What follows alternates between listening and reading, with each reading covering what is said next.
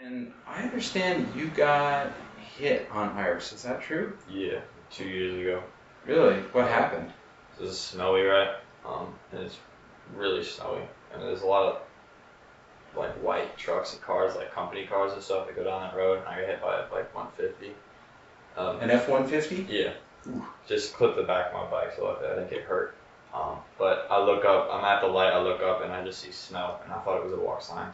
So I started riding my bike across, and it's the speed limit's 35, but most people go like 40, 45 down the road, and he was probably like 300 feet out when I started crossing, but he couldn't stop because it was icy and it was snowy, and he could barely see me as it is. Uh-huh. And I definitely couldn't see him because he had running lights on, and I couldn't see that and his white car. And so it just like it tackled, like bent my back tire, and luckily I didn't get hit. But I mean, like if there had been a car next to him in the lane, like one further into the road, like I would have had like a head-on collision. And like I don't know, it's very nerve-wracking sometimes, especially in bad conditions and low visibility. Yeah.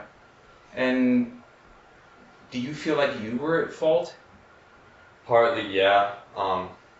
If I'd been paying closer attention, I mean, I had just gotten out of school, I would have probably noticed the car or the stop sign, like saying that I can't walk, right? But also, if it hadn't been like I said, if it wasn't a 4-lane road, I think it would have been easier for him to notice as well, and not have hit me. But right. Yeah, that's what I was going to ask. Actually, is like if we were looking at alternatives A and B, this road rebalancing, would that have potentially changed the dynamics of that whole interaction? Yeah, I do think so, because especially if you had the curves between the bike lanes and the cars, it would feel much more like compressed. I don't think they would be going 10 over, whatever, especially in lower conditions.